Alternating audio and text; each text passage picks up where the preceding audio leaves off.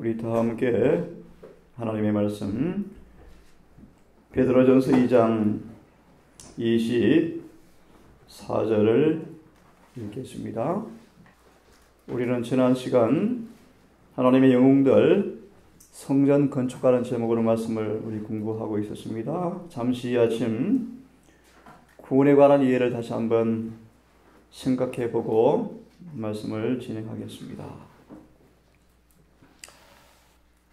최근 영상을 몇 개를 보면서요, 간략하게 보면서 오늘날 개신교계 안에 정말 성경에 대한 올바른 진리, 특별히 구원에 관한 이해를 말 그대로 종교 계획의 입장에서 새롭게 연구하는 일들이 있음을 제가 보게 되었습니다. 그러면서 조금 미진하지만 얼마나 구원에 관한 이해가 성경적인지, 정언에 일치되는지를 보면서 우리 일전에 본 것처럼 지금은 바벨론 가운데 흩어져 있지만 정말 구원의 백성이 있다는 생각이 들어지고, 우리의 사명이 바로 그들을 불러내어서 성전의 완성에 하는 그 일에 우리를 일꾼으로 불렀다는 생각을 하게 되었습니다.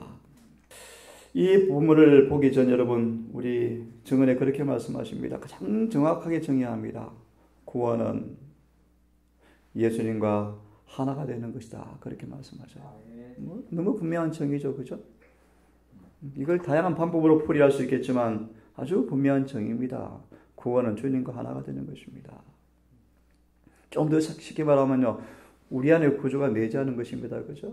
그래서 삭개오는 예수를 영접함으로 구원이 시작이 되었죠. 자, 우리 시간 이 구절을 보면서 함께 생각을 해보겠습니다. 다 함께 베드로전서 2장 24절을 함께 읽어보겠습니다. 천천히 시작. 친히 나무에 달려 그 몸으로 우리의 죄를 담당하셨으니 이는 우리로 죄에 대하여 죽고 의에 대하여 살게 하려 하심이라. 저가 채찍에 맞음으로 너희는 나음을 얻었나니. 이 구절을 잠시 한번 숙고해 봅니다. 우리를 죄로부터 구원하기 위해서 그분은 나무에 달려셔서 우리의 죄를 담당하셨다고 말합니다. 담당하셨다. 일전에 몇 번 말씀을 드렸습니다. 담당하셨다. 아주 쉬운 사전적 정의는요, 우리의 죄를 가져가셨다. 그죠? 짊어지셨다. 가져가셨다. 조금 더 다른 표현을 드리면 사하셨다. 용서하셨다.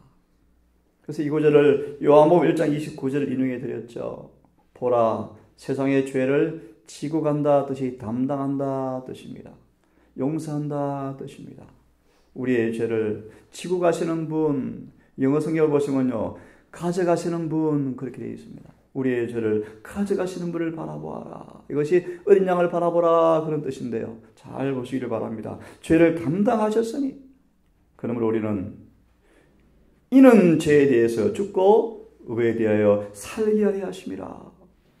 또 다른 번역 이렇게 말합니다. 잘 들어보세요.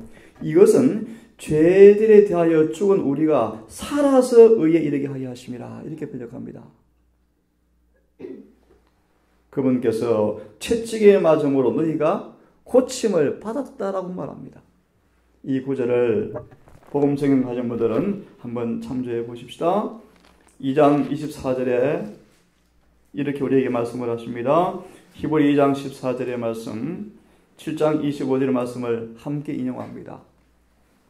그러면서 이렇게 우리에게 말씀을 주셔요.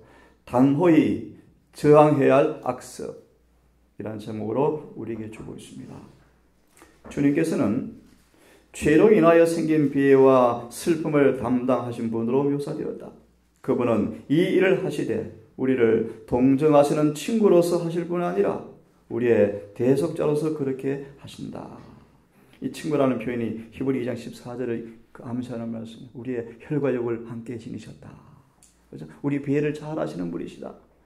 우리의 감정을 잘 아시는 분이시다. 우리 모든 체질을 아시는 분이시다. 그럼 우리를 시험 가운데서 히브리 7장 25절의 말씀이요, 끝까지 구원할 수 있는 그분을 신뢰하라는 뜻입니다. 마저 봅니다. 우리의 친구로서, 동정하는 친구로서, 우리 약점과 연약함을 잘 아셔서 혹시 넘어질지라도 우리를 이해하신 친구로서 내가 너한테 무엇 해주기 원하느냐. 그죠? 우리 때때로 쓰러지고 넘어질지라도 그분은 우리를 버리지 않으십니다. 그죠? 여전히 팔을 내미치셔서 우리를 회복하기를 원하시는 친구로서 나아가서 대속자로서 그렇게 하신다. 그런 뜻입니다.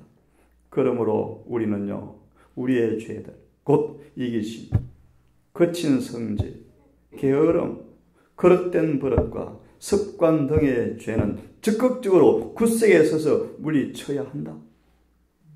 그죠? 이게 성화예요, 성화. 사단과 관계를 끊는 사람은 그가 주는 시험의 여지를 남겨놓지 않을 것이다.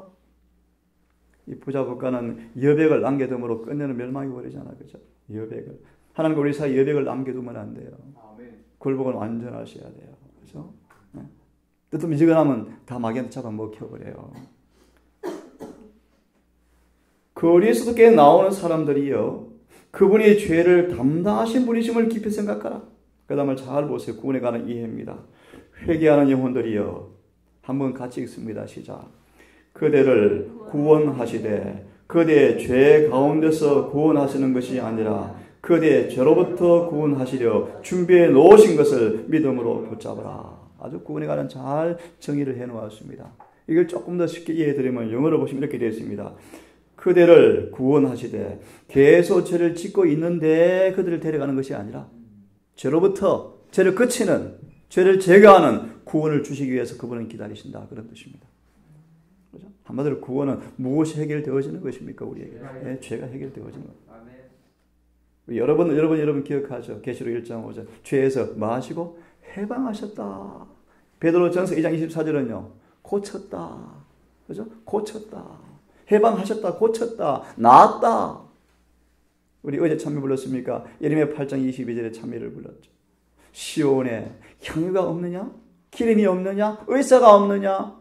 왜 내 딸 백성이 고침을 받지 못하고 끌려가고 있느냐? 지금도 은혜 보좌에서 우리에게 모든 죄를 치유할 속죄의 은혜가 지금도 베풀어지고 있습니다. 그죠? 맞아 있습니다. 그리스도는 죄를 담당하신 분이시므로 죄를 지고 가셔야 하고 병적인 영적 상태에 머물러 있는 죄인을 구원하셔야 한다. 여러분 우리 나아십시다. 그럴 때 구원의 기쁨이 올까요? 그래야 기쁨이 오죠. 히브리 7장 25절을 아울러 보겠습니다. 히브리서 7장 25절입니다. 이 말씀을 여러분 암송할 수 있는 구절이죠. 그러므로 자기를 힘입어 하나님께 나아가는 자들을 온전히 구원할 수 있으니, 어떻게 구원합니까? 온전히. 이는 그가 항상 살아서 저희를 위하여 간구하심이라. 온전히 구원할 수 있다라고 말씀하시면 온전히, 철저하게. 그렇죠? 이 구절도 함께 좀 보려고 합니다. 자, 이 7장 25절에 있습니까? 택하심이라는 용어를 말씀하셔요. 택하심. 특별히 이 택하심이라는 용어가 베드로후서 1장 10절에서 우리 인용해 왔습니다. 너희가 택하심을 굳게 하라. 그렇죠? 부르심과 택하심을 굳게 하라. 그리하면 하늘에 가는 구원을 넉넉히 주시겠다라는 11절의 구절까지 아울러서 제목을 준 것이 택하심입니다. 한번 제가 읽습니다. 그분의 흠없는 생애와 순종과 갈바리 십자가의 죽음으로 그리스도는 잃어버린 인류를 위하여 중재하셨다. 그리고 우리의 구원의 주께서 지금은 단순한 탈원자로서가 아니라 승리를 주장하시는 정복자로서 우리를 위해서 중재하신다. 그분이 드리는 헌물은 완전하다. 그는 우리의 중보자로서 자기가 자청한 일을 하신다. 그는 그의 백성들의 기도와 자복과 감사를 향로에 자신의 흠이 없는 공로와 기도를 담아서 하나님께 드리고 있다. 그 향은 그릇의 의의 향기로워졌기 때문에 하나님께로 올라간다. 제물은 온전히 가납함을 받고 모든 죄가 다 용서를 받는다. 진실한 신자들에게는 그리스도는 그들을 위해서 직무를 행하시며, 어떤 직무요? 7장 25절에 여러분, 살아서 끝까지 너를 구원해 주시겠다는 것입니다. 직무를 수행하시는데 그리스도는 그들을 위해 직무를 행하시며 하나님께서 임명하신 대리자를 통해서 말씀하시는 참 장막에 부르시는 자이시다. 그러므로요, 그리스도는 믿음으로 그에게 나오는 모든 사람을 끝까지 구원할 수가 있다. 아멘. 우리 야곱 같은 사람 잘 보여. 야곱 보시오. 야곱. 그죠? 그들이 잘 보세요. 이제 구원이 뭔가를 보십시오. 끝까지 구원하는 말의 의미가 무엇인지를 보십시오. 그들이 그리스도께 맡기기만 하면 그분은 그들을 모든 더러움에서 깨끗게 하실 것이다. 이해되셨죠? 그죠? 그 다음요. 그러나 만약 그들에게 집착하면 이 말의 의미를 여러분 아십니까? 대장도 하글에 나오면 나 이 결함 못 고쳐. 나는 안 돼. 나는 안 되는가 봐. 이것은 안 되겠어. 라는 뜻입니다. 집착하면 구원을 받을 수가, 다른 말로 고쳐줄 수가 없다는 것입니다. 이해되셨죠? 예. 우리 주님, 우리 모든 죄를 다 용서할 수 있습니다. 모든 죄를 다 용서할 수가 있습니다. 그죠? 모든 죄를 다 고칠 수가 있습니다. 왜냐하면 그리스도의 의인은 회개하지 않은 죄를 가리우지 않으시기 때문이다. 너무너무 중요한 말씀이에요. 하나님은 다음과 같이 선언하신다. 즉 그리스도를 구속주로 받아들이고 모든 죄를 지고 가시는 분으로 받아들이는 사람들은 죄 용서를 받을 것이라고 하셨다. 이것이 택하심이라는 용어에 대한 우리의 입장이다. 인간은 이 구원을요, 믿음으로 그리스도를 받아들이는가 아느냐에 좌우되어진다. 그를 받아들이지 않는 사람들은 영생을 잃어버린다. 이는 그들이 하나님 아버지와 아들이 멸망하는 세상의 구원을 위해서 마련해 두신 구원의 유일한 수단을 이용하기를 거절하였기 때문이다. 또 여러분 좀 한번 성경을 펴십시오. 고린도 후서를 좀 펴시길 바랍니다. 4장입니다. 고린도후서 4장을 펴서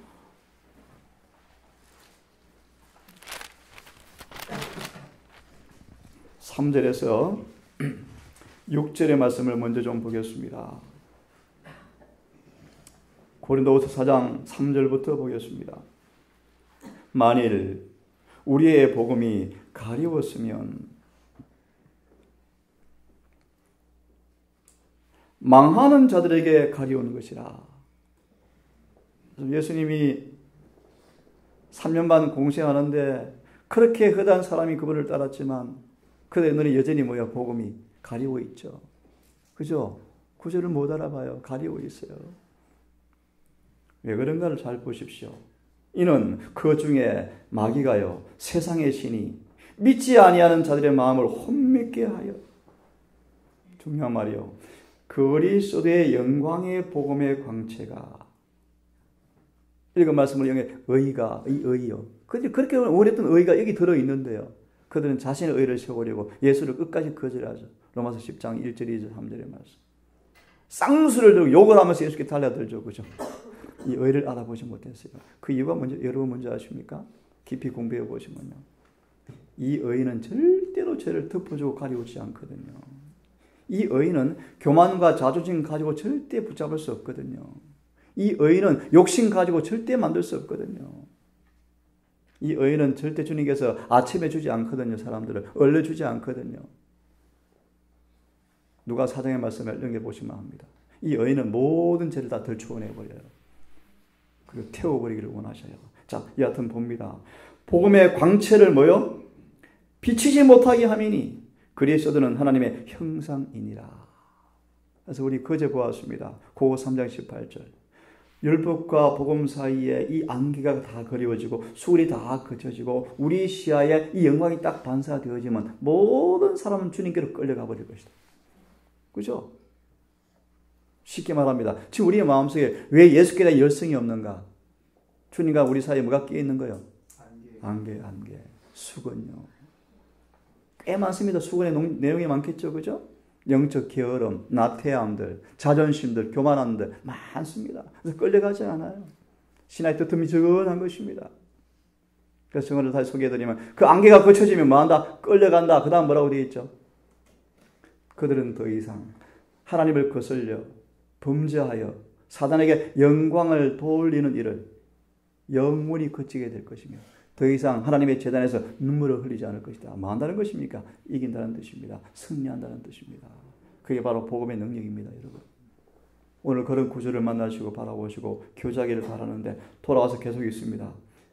그리스도는 하나님의 형상이니라. 5절에 우리가 우리를 전파하는 것이 아니라 오직 그리스도 예수의 주 되신 것과 예수를 위하여 우리가 너희의 종된 것을 전파함이라. 어두운 데서 빛이라 하시던 그 하나님께서 창세기 1장을 인용하고 있죠. 예수 그리스도의 얼굴에 있는 하나님의 영광을 아는 빛을 우리 마음에 비추어 주셨느니라. 아멘. 이 빛을 바울은 7절에서 질그릇에 받았다. 질그릇에 받았다. 질그릇은 우리의 육신을 상징합니다. 연약한 인간을 상징합니다. 이 속에 이 보배를 받았는데 사단이 이 보배를 불을 꺼버리려고요. 온갖 핍박을 당하는데 바울은 안 뺏깁니다. 끝내는 옷을 차려입어서 구원받죠. 그죠? 자, 이 구절을 편 이유가 그 방금 읽었던 4장 3절과 6절에 한번 여러분 찾아보세요. 이런 제목이 있습니다. 사탄의 호리는 이라는 말씀. 사탄의 호리는 힘이라는 제목이 있습니다. 한번 펴보세요. 사단의 호리는 힘. 폈습니까? 예, 이 말씀은 다 읽지 않고 저기 마지막 문단만 좀 보겠습니다. 4장 3절 6절에 주석에 미안합니다. 중간부터 보면 좋겠네요. 제가 읽습니다. 그러나 하나님은 사단에게 패하지 않으실 것이다. 예? 그는 아들을 세상에 보내셨고 그가 보세요. 인간의 모습, 인간의 성정을 취하심으로 그분 안에서 신성과 인성이 결합되었다. 왜요? 인간을 향상시키자. 여러분 이번 같이 읽으면 좋겠습니다. 인간의 윤리적 가치를 하나님과 같은 동급에다 올려놓으신다. 등급에다 올려놓으신다. 얼마나 놀라운 얘기입니까 여러분. 신의 성품은요. 신의 성품은요. 참 놀라운 얘기 아닙니까 여러분. 이 복음의 표준이 얼마나 원대하고 높고 고상합니까 여러분. 그 다음 읽습니다. 제가 인간의 구원을 위해서 따라하십시오. 다른 길은 있을 수가 있다 없다? 없어요. 베드로서 1장 4절 외에는 다른 구원의 길이 없다고 예언하시는 분명히 말씀하세요. 성경은 말씀하세요. 우리가 뭐 하는 것입니까? 신의 성부에 참여하는 거예요. 다른 말로 믿음으로 말미암아 의로워지는 거예요. 의를 입는 거예요. 예복을 입는 거예요. 이 외에는 없어요. 그저 우리 시아니가 물었습니다. 하나님 안 믿고 불신 있는 사람 어떻게 하면 좋겠습니까?